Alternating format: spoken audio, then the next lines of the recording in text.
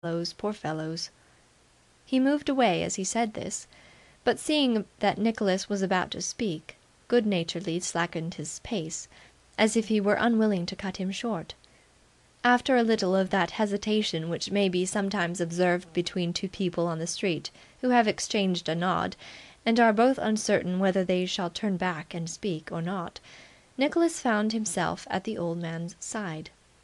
"You were about to speak, young gentleman? What were you going to say?"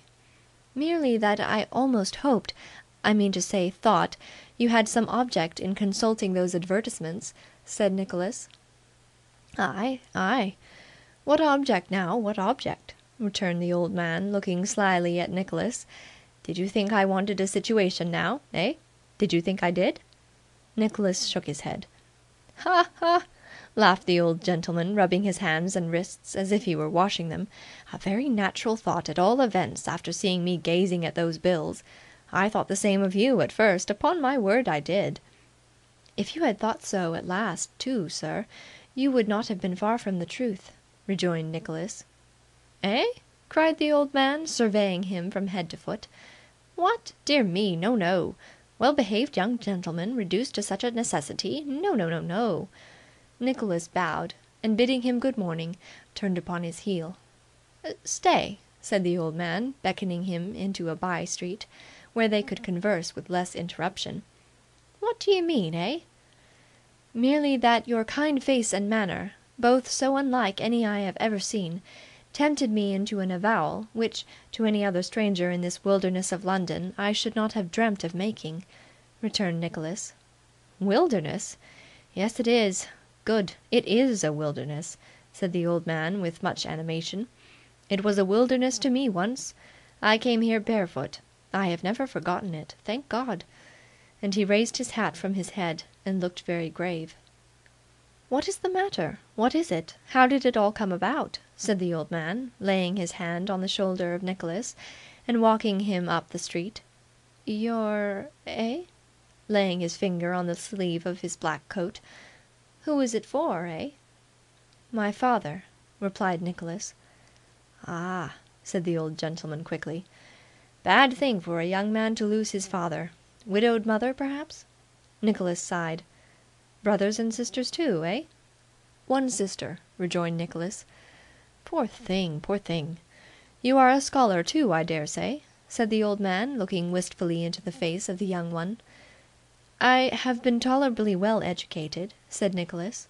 "Fine thing!" said the old gentleman. "Education a great thing, a very great thing. I never had any. I admire it the more in others. A very fine thing. Yes, yes. Tell me more of your history. Let me hear it all. No impertinent curiosity. No, no, no, no." There was something so earnest and guileless in the way in which all this was said, and such a complete disregard of all conventional restraints and coldness, that Nicholas could not resist it. Among men who have any sound and sterling qualities, there is nothing so contagious as pure openness of heart. Nicholas took the infection instantly, and ran over the main points of his little history without reserve, merely suppressing names, and touching as lightly as possible upon his uncle's treatment of Kate. The old man listened with great attention, and when he had concluded, drew his arm eagerly through his own. "Don't say another word. Not another word," said he. "Come along with me. We mustn't lose a minute."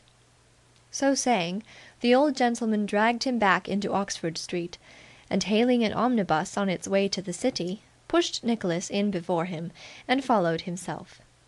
As he appeared in a most extraordinary condition of restless excitement, and whenever Nicholas offered to speak, immediately interposed with "Don't say another word, my dear sir, on any account. Not another word," the young man thought it better to attempt no further interruption. Into the city they journeyed accordingly, without interchanging any conversation, and the farther they went, the more Nicholas wondered what the end of the adventure could possibly be. The old gentleman got out with great alacrity when they reached the Bank, and once more taking Nicholas by the arm, hurried him along Threadneedle Street and through some lanes and passages on the right, until they at length emerged in a quiet, shady little square. Into the oldest and cleanest looking house of business in the square he led the way. The only inscription on the doorpost was "Cheeryble Brothers", but from a hasty glance at the directions of some packages which were lying about, Nicholas supposed that the brothers Cheeryble were German merchants.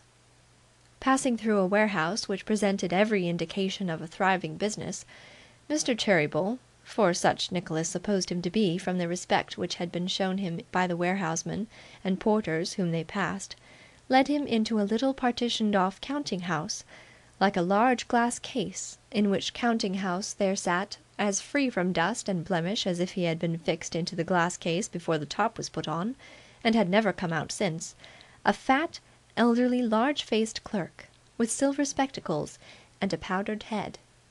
"Is my brother in his room, Tim?" said Mr. Cheeryble, with no less kindness of manner than he had shown to Nicholas.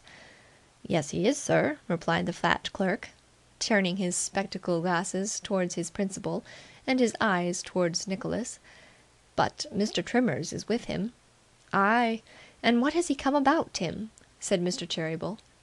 "He is getting up a subscription for the widow and a family of a man who was killed in the East India Docks this morning," rejoined Tim. "Smashed, sir, by a cask of sugar."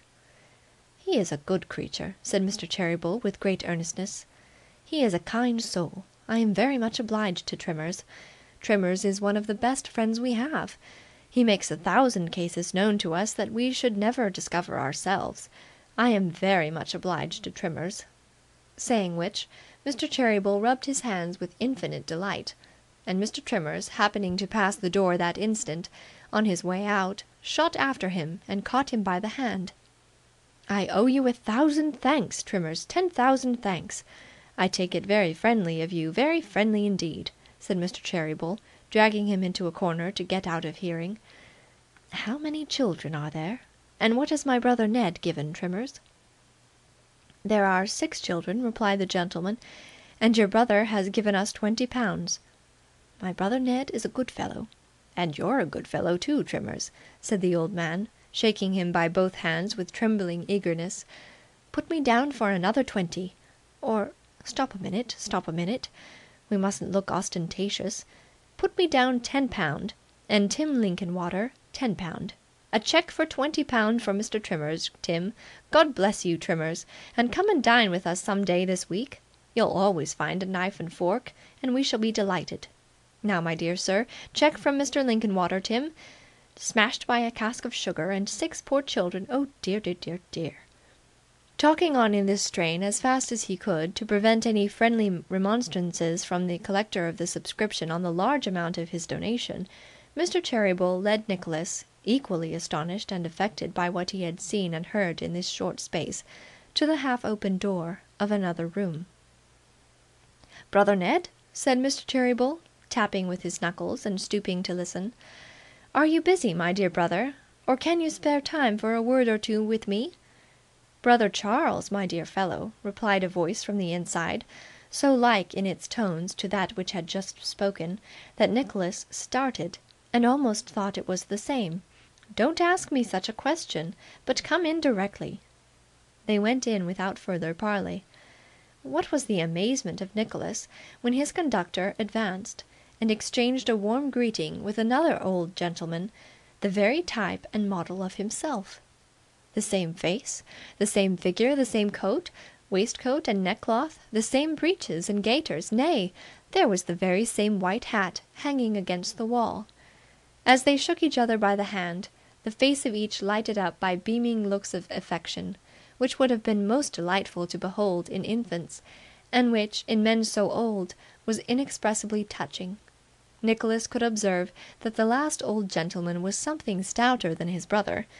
This, and a slight additional shade of clumsiness in his gait and stature, formed the only perceptible difference between them. Nobody could have doubted their being twin brothers. "Brother Ned," said Nicholas's friend, closing the room door, "here is a young friend of mine, whom we must assist.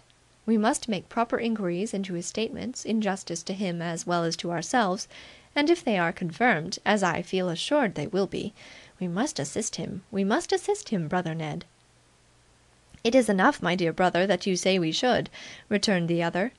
"When you say that, no further inquiries are needed. He shall be assisted." What are his necessities?